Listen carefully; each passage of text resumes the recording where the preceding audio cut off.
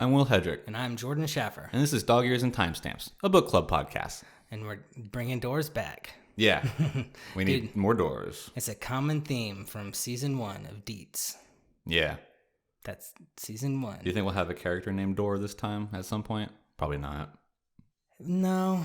With the importance of the word door already here, I don't think that we would. I think it was just sort of supposed to be like an ironic twist, oh, of course, the girl named Door opens doors. Yeah. Well, her and all of her family were different words for an opening in which you walk through. Really? What was her dad's name?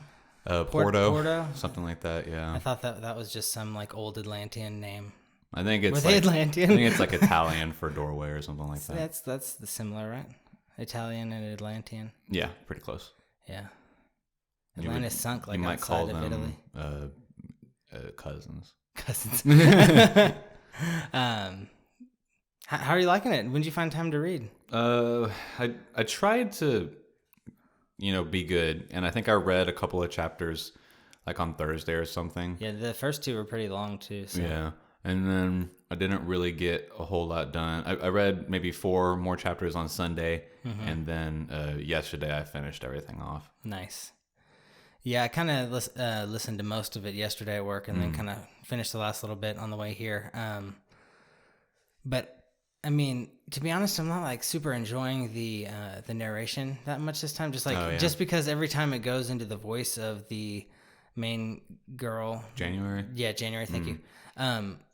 It especially when she was a little girl, I can't tell if they brought in a completely different person to be her voice. Because it's just a little girl, completely different though. Sounds it's almost weird. it almost sounds like Dax Shepard's wife. What's her name? Oh, Kristen Bell. Yeah, Kristen. It almost sounds like Kristen Bell's doing a stand-in just for the little girl's voice. Huh. That's interesting. Yeah, and then it just gets older and older, as this, yeah. But it always sounds like a different person than who's narrating, which. Even when I was listening to Harry Potter, and he's known for being one of the best narrators, you could tell he was doing a voice, it was a guy doing a Professor McGonagall, or it was him doing Snape, he was always doing a voice, but it was never oh my God, they got a different person to come in and be Voldemort. It was so that's what this feels like. So kind of. It's stupid for it to take me out of it, but it kind of does for some reason. Yeah. So I think that might have hurt my positivity and enjoying the book a little bit, especially because that was a lot early on. And but talking to you about it before we got started, I started to kind of enjoy it's definitely the book a little more, starting out pretty slow. They're taking a long time to get to what's going to happen, and I think that is where we're going to be now, is where things are going to really, really kick off, because we get the reveal of the secret society. Yeah, right at the end, a lot of stuff started to happen. That all knows about the doors, cool. And she's now separated from, where she was. So she's now literally moved on in her own personal story to a place where we have to assume she's going to get out of, obviously, for the rest of the story to happen, because she's in an insane asylum. So how does she get out of there? Assumedly, it's something that's going to happen because of something that Jane and Sam, her friend. Yeah, Samuel. Maybe they conspire a way to help her get out. Because now we know that Jane knows about the doors, and I think we can maybe assume that, because what I think is happening, at least, is there are people that know about the doors that are in power, which are Locke's crew, the Archaeological Society, or whatever they call themselves, public facing, but they obviously, now we know, they know about the doors. They're ancient or something like that as well. Because from an ancient order, or I think they themselves are ancient. Oh, okay. There's a kind of what seems to be a throwaway line, or not even a throwaway line, but there's a line that gets thrown away. Okay. Where Locke is talking about how Havemeyer, the angry one, that bad bit, and that kind of instigates January's downfall at the end there. He says something about Havemeyer being, he's young, talking about how rash he is. Yeah. And January says something but he's older than you, or something like that. And so I think that Locke is some sort of ancient being from one of the other worlds, where they live to be 200 or something like that. Yeah, when they started introducing the other worlds were kind of early on. It was kind of a theme that they wanted you to be okay with when it became more important. But it kind of, it feels real, like it could be a real story until like right at that point. And I feel like we're right at the point where like magic is about to start flipping this story out of reality into like a fantasy, and I'm excited about that. Yeah, like I'm excited for that twist because it's a little. It's going to kick off here. Yeah, it might. I guess maybe it's a little serious for me right now. I just wanted to play. There's a lot of place setting that's happening, and I think it's mostly that's critical. Partly what's taking so long in this place setting, I think we have to remember, is that we've also had 3 chapters that are not this story in the book that she's reading, the 10,000 Doors. So we're literally taking whole chapters, and not short chapters, away from January, where we're getting Adelaide's story. And if they tie together at some point, then, you know, it'll have them been worth it. But at this point, it's kind of like, so are we just taking an overly long way of being familiarized with how doors work through Adelaide's story? Because I feel like we don't actually need that. Yeah, you're right. I don't think we do, unless there is some sort of like combining of the two worlds, like them actually mattering. Or if there's going to be some additional reveal from the 10,000 Doors that I just can't theorize yet, you know? Yeah. And then I'll be like, okay, so now it was worth it to me for us to have read all of Adelaide's story, because now I know this thing that I would have never gotten otherwise. Which I think we've got another 3 stories from the 10,000 Doors, or 3 chapters from the 10,000 Doors, so maybe that could still happen. But at this point, I can't think of, like, I think I understand the basic mechanics of doors, that they open to other worlds. Once they're closed, they're closed. Yeah. And Adelaide likes them. Like, that's basically all that the 10,000 Doors is positing at this point, which I don't understand why we need it. Do you think it's like a true story in this world? Like, I think so. Yeah, I think so too. I don't think it's just some sort of like, I don't think it's going to eventually be like rules to live by, or some sort of like, I don't know, guiding story for this girl. Like, she uses it to get her through hard times because she can kind of relate to this character in her book. And the book itself, I think, is also a door, because... Oh, I guess it could be like a metaphorical door to get your mind in the right place to do the magic, to open the doors or whatever. The reason I think that it is that when she reads these chapters, she gets so bought into it wholesale, or not even just bought into it, but she like literally then exists in that story for that period of time that she's doing it.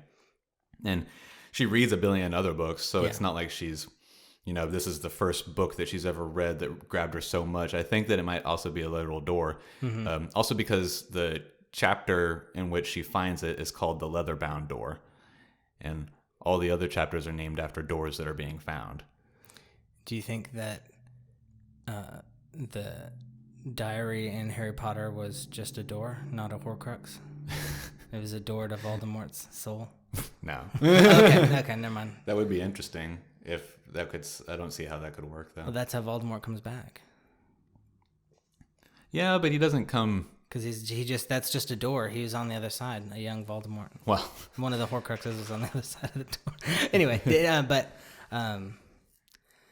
it's weird. It's funny how doors are kind of like a common theme, like in the even just like the year we've been doing a podcast, like the first book and now this book that we've read, like literally.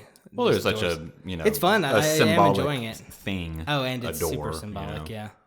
And just as a theme, it's a when pretty one easy door thing to closes, track back to. Another door opens. Not always. Yes, huh, dude. That's how the saying goes. Oh, okay. That is how it goes, right? I think so. Okay. That sounds right. It's something to that effect. It's a, you know, that's the intended saying. You think that'd get her in trouble at like Locke's Manor or whatever they want to call that house? If she was like, when one door closes, another one opens. Just like, because she kind of gets in trouble when she brings up that first time she encounters a door, and then, but she doesn't realize she gets in trouble until like a month or 2 later, when she's like, all right, now you're in like super disciplined like care and like a formal like education. Well, it takes time for them to get back from where they were, because they're in Kentucky or whatever on a trip.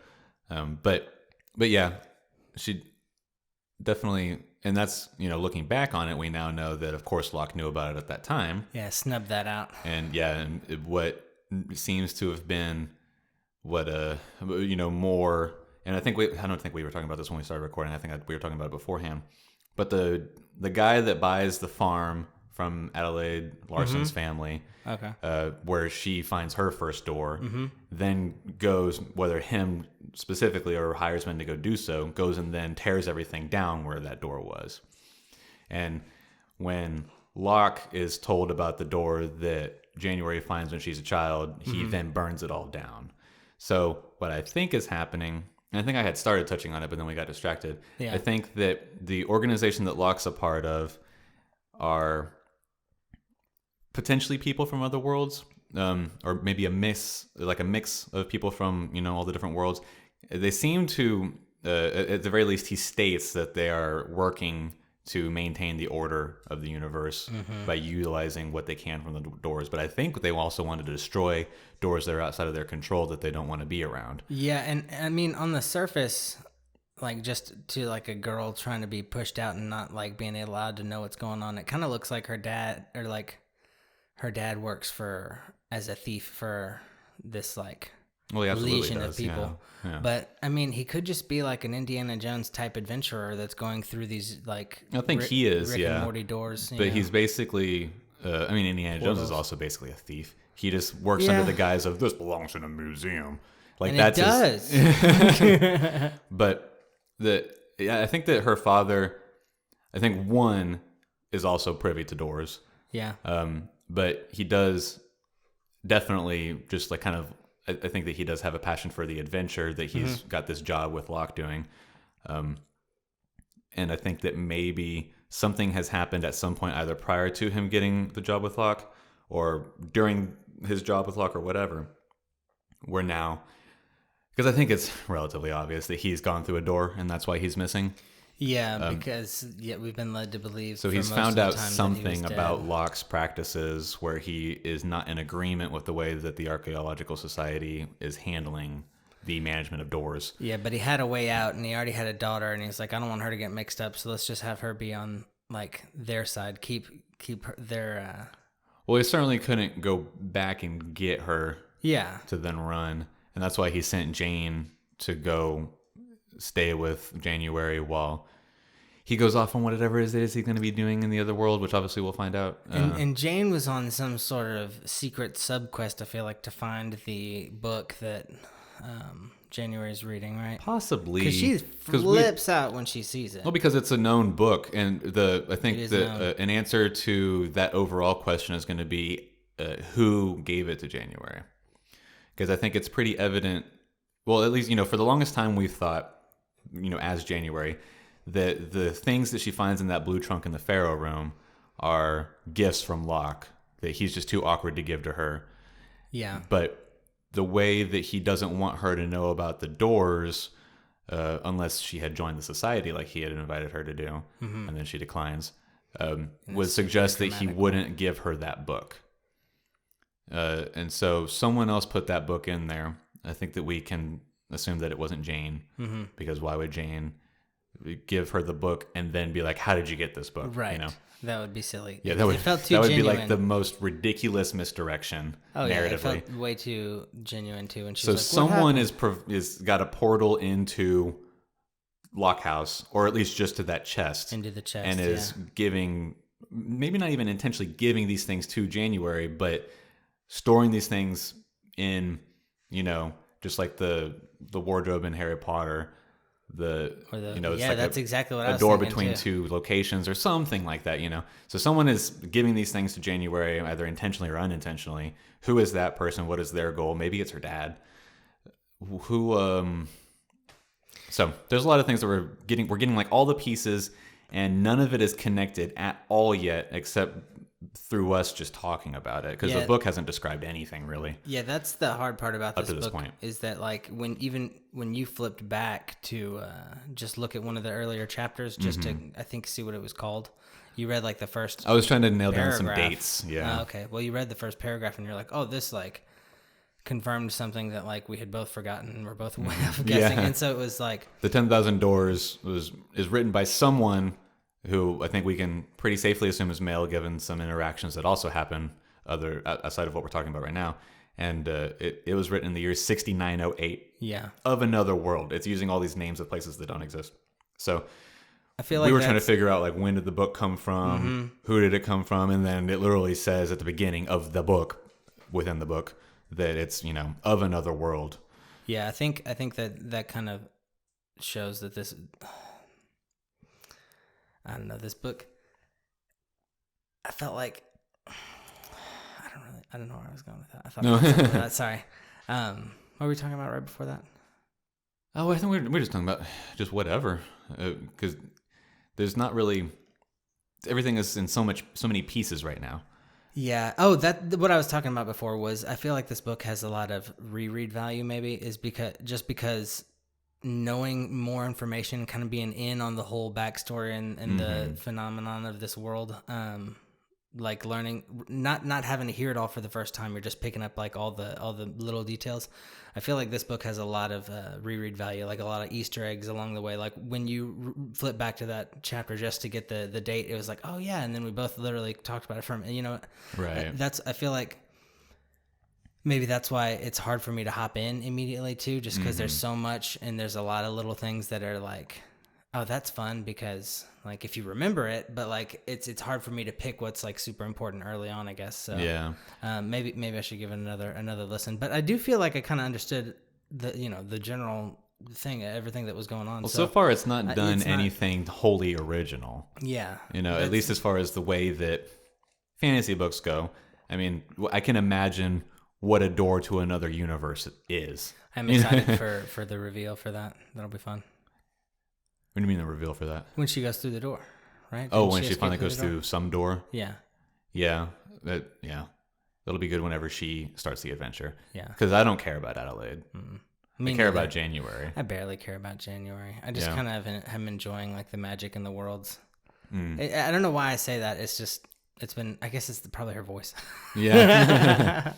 No, I don't know. I'm sure I'll grow to like her more and more because I do like that she's sort of disappearing into this book, and I know that the book is written so that she literally does disappear into this like other world. But I mean, I get to do that with books and kind of like disappear into other people's lives and like kind of worry about their problems and make them my own, even though they're not. So it's fun, and I feel like that's super relatable and kind of a big. I don't know if it's a big theme in the book, but it's been a thing that's. Obviously, because she loses herself and it's another chapter of the book and we're getting another person. At the very base level, it is like a recurring theme because it is like her getting lost in another book, which is fun and sort of like super deep, just getting a book within a book. No, it's fun. I do feel like there is going to be some sort of like big twist that it's going to be like, okay, I guess if you were really paying attention, you could have figured it out. But it's going to be like held together just by little silky strings. Like silk is strong, so there'll be good strings, but they'll just be like. I don't think it's a mystery like that, though. I know. I do just think that something big is going to happen, and it'll be from just some little small Easter egg that we didn't pick up. Well, I think that if there is something big that happens, it's going to be like.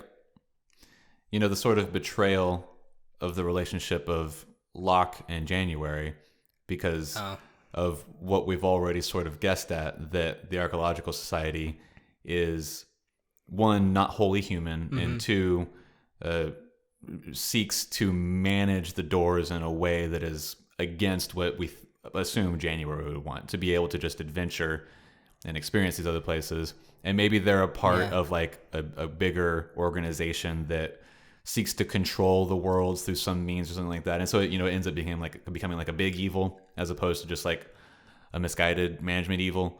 Yeah. And so I think that would be the big thing because there's no like mystery to be had here. And it might not even be a big thing. I feel like that's literally my prediction every time. Every time we read a book, I'm just like, there's going to be some big reveal from a little Easter egg that we didn't see in the beginning. Yeah. And I guess just the first time I got turned on to that was, I hate to bring up Harry Potter again, but like when I was reading the 7th book, like I felt like she was rereading her other books when she was writing that one, so that she could be like, oh, here's a fun little thing. Yeah. Because as I have re-listened to those books, there's no way she roadmapped it. Oh no, she definitely went back and found things that suited what she was trying to do. But because she was not thinking about the wardrobe in book 1. No, but I've re-listened to the books and thought like, oh, that's a fun little like just some little off Yeah. saying that like Hermione did or whatever. I felt like, oh, if she had heard that and like wanted to expand on that, that could have been a whole book if she wanted, you know. And that's just like an interesting thing.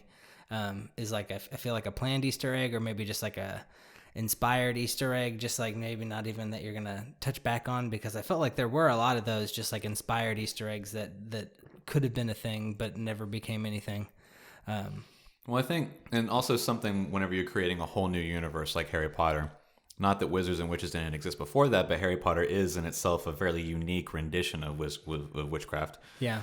But whenever you're doing that and you have the kind of imagination that it takes to be able to do that, having those sort of like absolutely original and whimsical ideas like Hermione's whole spew thing, where she's, trying to protect elves and other magical creatures and blah, blah, blah.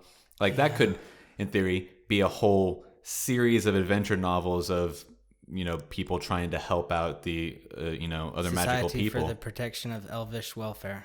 There you go. That's what I was sitting here thinking. when I zoned out, I was like, the spew, what is that? But I think, and the series is dotted with all kinds of things like that could be spun off. But I think that's just someone who has a great imagination and is creating an original universe. Yeah, and that I mean, I feel like this book has some fun elements like that too. Like it's got just little like things that could be important but don't really matter right now. That is just kind of like fun to imagine. I don't know if I have an example really, but her dog's kind of wild, huh? Yeah, and I think that's, and we briefly talked about it before recording as well. But I think that her dog's behavior is completely derived from her behavior, because she doesn't like really anybody except for Samuel, and she hadn't met Jane up to that point. And she literally likes Locke. Mm-hmm. She doesn't like adore him, but she does love and respect him for being a provider and having been, compassionate towards her. Certainly whenever her father was constantly gone. But she kind of shuns everybody else and kind of resents the way that everybody looks at her, because she is of a different skin color in the early 1900s, just after the turn of the century. And yet she's walking around like in fancy clothes, like getting all the same treatment. She's like she doesn't get all the same treatment. Similar, yeah. She definitely gets a as horrible as it sounds to say, she gets a pass for her skin tone, but she definitely does not get treated like a rich white person. She gets treated as an oddity, and I think that it pretty much says as much once or twice. Yeah, and that's, like you said, it's... And so like with the, she's constantly on the defensive, and she recognizes that, maybe not necessarily for the exact reason at the time when she's a child, but I think that sort of apprehensiveness towards all people then gets imprinted on her dog. And so that's why her dog's kind of like a wild thing that bites people. Yeah. You know how sometimes you'll be like analyzing a book and you'll be like, did the author mean for this to be symbolic, or is this just like how they were writing a story? Right. I definitely think this author is trying to be symbolic AF. Yeah. Yeah, I just feel like, just in the analyzation of the dog that you did right there, I was like, well, that makes sense. Like she even says like at one point, dogs are better judges of character than people. And that's so not true, dude. My dog loves everybody. Well, that's also like an extremely popular saying in the real world. I know, but I don't like it, I guess, still. And the fact that she's like, oh, well, now I trust this guy because my dog likes him. It's like, ugh, my dog's like everybody.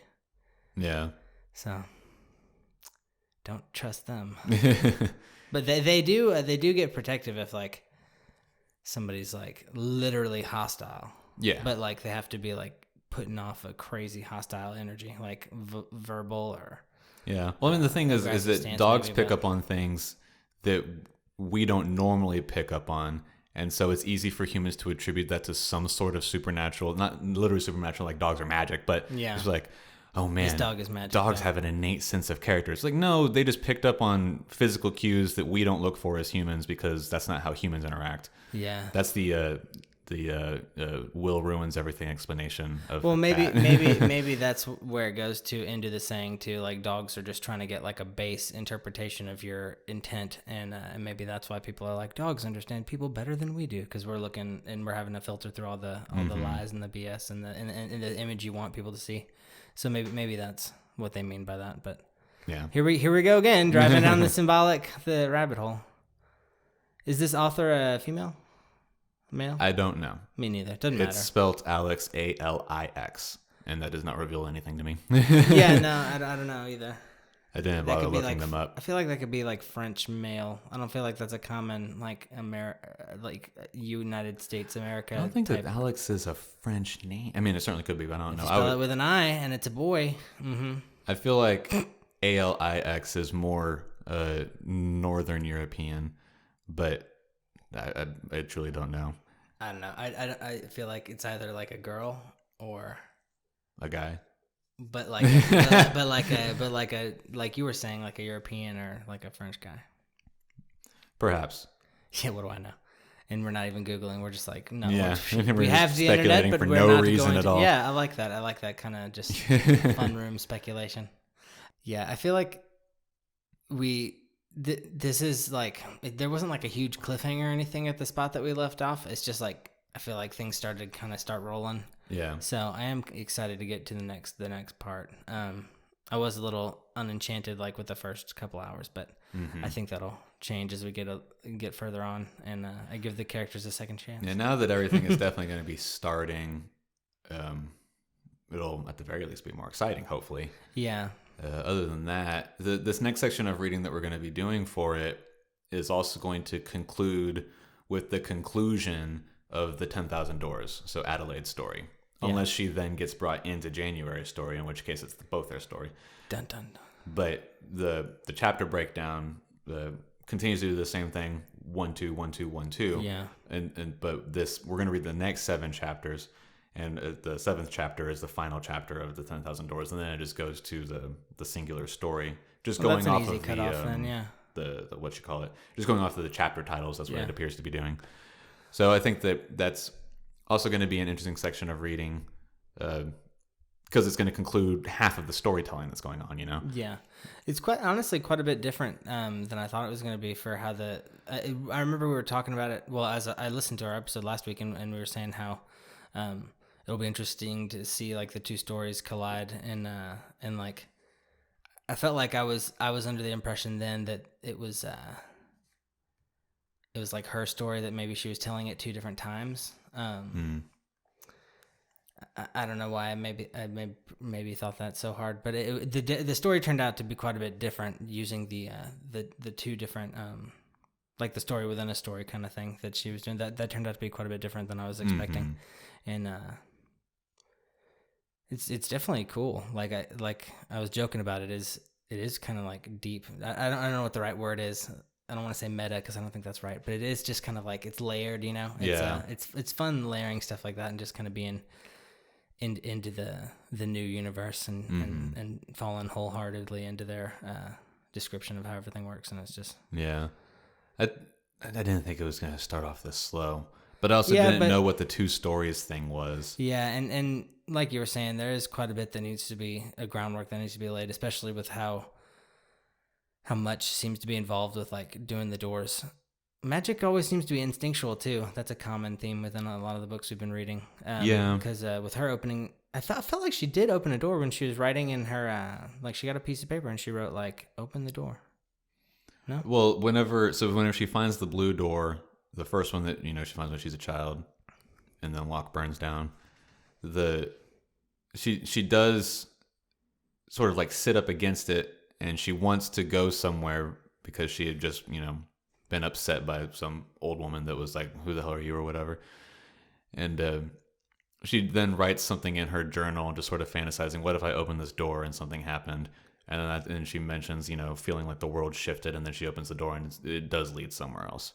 So there is some sort of magic ability that she has or is discovering how to harness, because then she does it again later whenever she escapes from her room. That's what I'm thinking of. She writes again saying, well, she remembers back to whenever she opened the first door, and she thinks, well, what if I just try it again? I've got nothing to lose. And so unlock the door, and the door unlocks. Yeah, I would try that too. She's got some sort of magic ability, which I think is, I don't remember, I don't always remember what we talk about before recording and after recording. or during recording, but I think that she is half human and half from another world.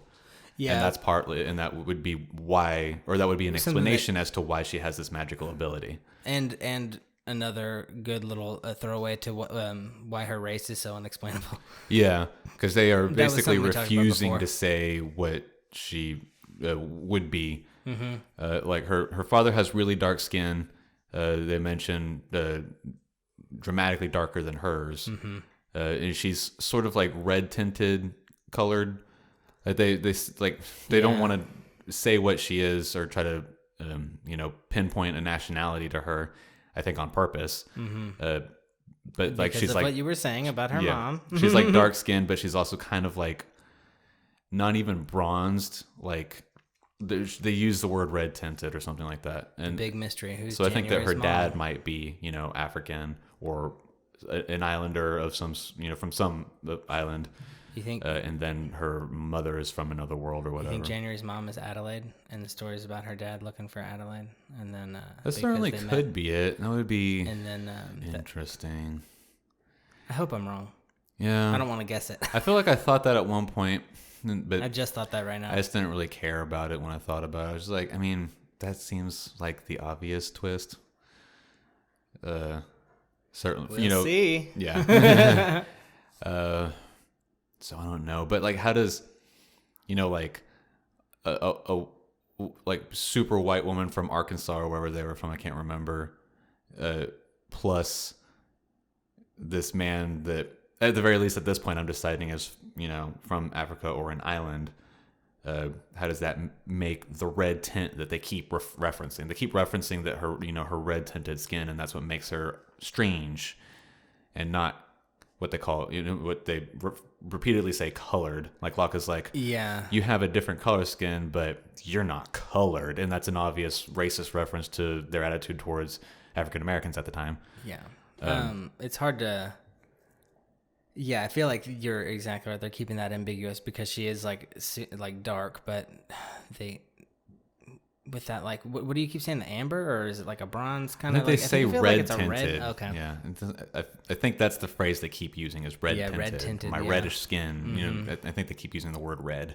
And her dad jokes about her being the descendant of the Hawaiian princess or the Hawaiian Well, queen. Locke or whatever. uses that as an excuse for where she came from at one point to one of his rich friends. Locke, okay. Because he obviously doesn't know where they're from, or if she, I want to take that back. He probably does know where they're from because he's privy to the doors. Yeah, he knows. He's got a lot of intel. But he obviously can't tell just like his regular rich friends, like, oh yeah, she's She's from another universe. of this world and another world or whatever. And so his other rich society friends, when he has to explain away where she's from, and she's the last descendant of Hawaiian royalty or other things that he makes up almost on the spot.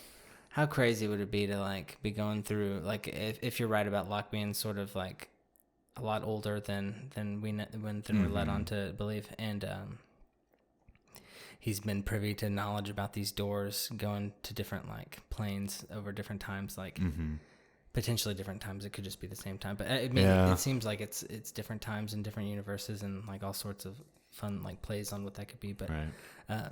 how crazy would that be to like go through that and then start to see technology evolve to a level where like eventually I feel like if there are portals to other worlds, like someone's gonna figure that out. And like if you're alive long enough to like kind of go through these different transformations, like they've been going through these portals that defy all rhyme and reason, and yet they're like they're in an age that's like so long ago, you know what I mean? Like they're dealing with like so much less information than what you and I even have, just like on a basic technical level, but yet they're privy to something that's beyond any comprehension. But I guess the reason that's so fun is because it's like at least sort of realistic to what is a fun like the multiverse theory. Like it's a little bit easy to wrap your head around the idea of there being like another dimension that you could get to through this quote unquote door, and it just it's a fun easy idea to like run with and go to different dimensions, and I feel like it's like I just said, it's been kind of a common theme in science and the world and future and theories about the universe and everything. No. Yeah. Oh, okay. Well, yeah, but no more so or less than any other story pulls from something. Oh, for sure. You know? Yeah. I think that at least in like the imagining what it would be like to be Locke and to exist in this time where they don't have any technical understanding of parallel universes or something because it hasn't, or even if it's been theorized at that point, it's not being published and then read on the internet so that everybody has basic knowledge of it, like you mentioned. But I think that there's the difference between reading about it in a story and experiencing it is that when you're experiencing it, you don't then always, obviously depending on the person, need to also understand the exact mechanics of it. Yeah. When we're reading it as a story, we're like, well, how does that work? Blah, blah, blah, because that's how storytelling often does.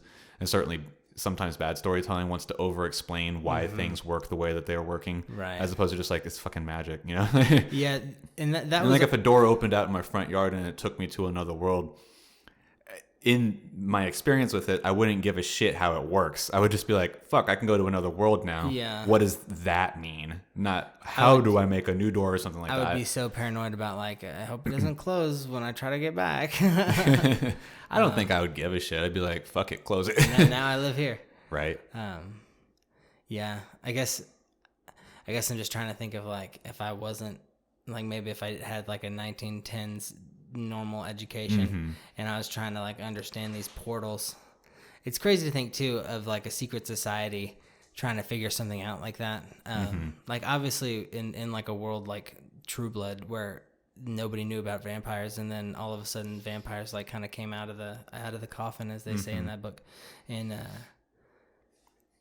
it just like it was like almost like a secret society, but all of them knew exactly how vampirism worked. Like it had been around forever, and they all just like knew how the rules work, either instinctually or they had heard about it, and the only thing was they didn't really have anything special or magical to figure out. So maybe I feel like with these portals and this secret society, it's like, my lack of knowledge, I would have to ask like anybody and everybody, like, how the fuck does this work? Because I just don't know, and I would need to know. But like obviously in my True Blood example, all of them knew, and so when they came out and everybody knew about them, it was like kind of easy to explain, and I don't know. That one's a lot easier for me to wrap my head around than like that's, it's just like, I guess it's just fun for me with like secret societies. Like that's a secret society. They knew how everything worked, and like they could keep it closed, like within just their community and keep it secret. Yeah. Where this one, I feel like, how do they know? How are they satisfied with just the people they have in their group? Like, I guess I don't know the extent of this secret society and how big it could be, but I feel like it's relatively elite, It certainly seems to be. And that could be why January's getting such good transfer of information, because she's reading like information about like the Wright brothers, and I don't know what part of the country she's living there's in, also, so whenever, because the book itself is, its conceit is that it's being written by January after all of this is happening. And so whenever she's entering her chapters saying, okay, and now we time skip to 1915, Taft is president, and blah, blah, blah, blah, blah. That's future her. I guess you're right. Referencing what time it was. So that's what was going on. In the moment, she might not have known about the Wright brothers, but later on, as a reference point for us, the reader of her book. I guess maybe at that point when I first heard her say that, because I was super early, I didn't necessarily realize that it was her telling the story. And like her writing this, I think that, but then also the Wright brothers doing that did get a lot of publicity, because it was just. Do you think everybody heard about it? I don't think everybody. I mean, she was on another every level, citizen. like a higher status. Yeah, she's part of high society. So she would have gotten the newspaper. Yeah, but it would have. She's certainly more likely to have found out about it than Kentucky Farmer Boy. And Kentucky Farmer Boy Samuel probably did find out about it because he was the one delivering the papers to her. Right. Yeah. Samuel's a pretty fun character. I like Samuel, I guess. I don't know anything about him. He gave her He's just like a good guy. He gave her the dog and it's easy to like a good guy. Saved her from a desperate situation. Saves a damsel in distress. He's a good guy. Yeah, he's he's just your standard good guy or whatever. Yeah. Well, I'm happy. I feel like we said everything I wanted to say, and we talked a lot, and we made me like the book a lot more. Yeah, just well, like talking good. through it. Yeah, I was kind of negative about it when I was listening, but there were definitely times I was like, man, I can't wait for this to really take off. Yeah, like and it's interesting, I guess, but it's slower than I would have hoped. To start. I'm sure it's probably kind of annoying too for people listening to hear like, oh, stuff we talked about before we went on. I mean, the only reason I brought it up this time is because like I do try to limit myself on that, but the reason I brought it up this time was because like I had to get some negative out. Then I didn't want to be negative because the more we talked about it, like put the little storyline pieces together, because that's the other reason we talk about stuff before the show, just to make sure we get ourselves straight exactly on the story. And sometimes that, you know, we accidentally talk in a little bigger conversations and we're like, oh, we should, we never end up saying like, oh, let's save it for the show. Right. Yeah. But just revisit. But yeah, I think that yeah, that was pretty good, and it got me in like a much better mood for like the rest of the book. So I am looking forward to it now. It's funny what can kind of put you off on a book when it's not even like the book's fault. It's just the way that you're interpreting it in that moment. Exactly. Even, yeah. You might have interpreted it differently the next day. Yeah, I might have been in a bad mood yesterday or something too. So who knows? But I mean, that's the way that everything goes. Yeah. So you said we're reading the next seven chapters. We're going to do 7 chapters again, like we did this time, which, for sake of name reference, is going to put us at 1, 2, 3, 4, 5, chapter 6, 6, 7. The birth of chapter Julian 6, Scholar. The number written out. Yeah, the birth of Julian Scholar. So read that one, right? Yeah, that'll be the last chapter that we read. Okay, and stop before it. Like you were saying, it's an easy break because it's the last little bit of the story with Adelaide that we're getting. So, or at least the visual through the chapters. That's it's the last obvious difference in the two stories. Yeah, it appears to be the last chapter that we get of the 10,000 Doors, the book that January finds. Right. That's what it appears to be. Is that what it is? We'll find out. Obviously, we can get there. But yeah, that's what we're reading. The next 7 chapters, the last one being chapter written out 6, The Birth of Julian Scholar, who is, I'm just now realizing that's January's father. I forgot that that's his name.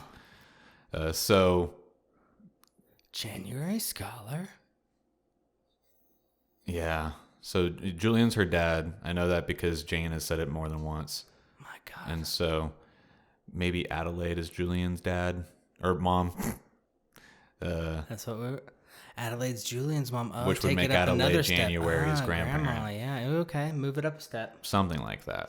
Interesting. They're related, though. We're thinking. So then, just through Julian, that would then make January a 4th otherworlder.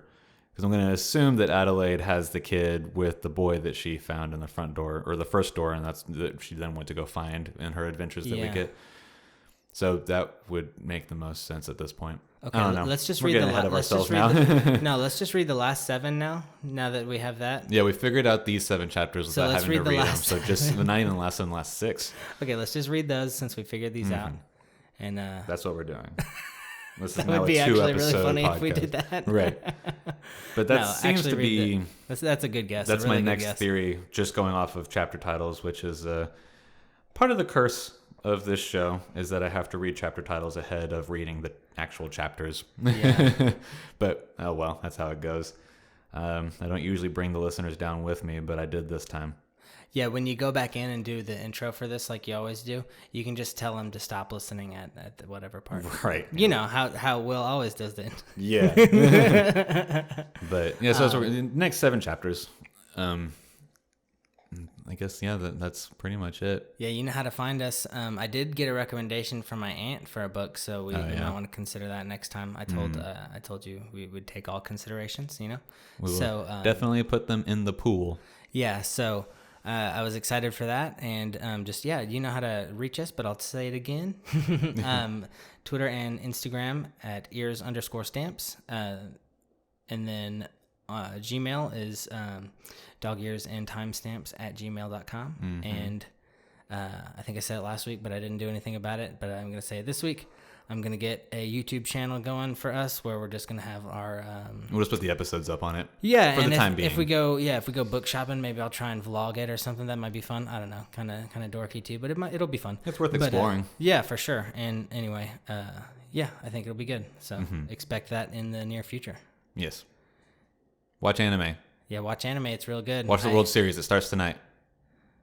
Okay. It starts yesterday. If you're listening to this when it comes out tomorrow. Are the Astros in there? Yes. Yes, dude, that's good. Astros and Nats. I'm into Texas. Should basically be a steamroll. What are I don't Nats? think the Washington Nationals. Oh, so you think the Astros are going to steamroll the Nationals? Yeah, I think they'll probably win it in 5, but we'll see. Yeah, okay.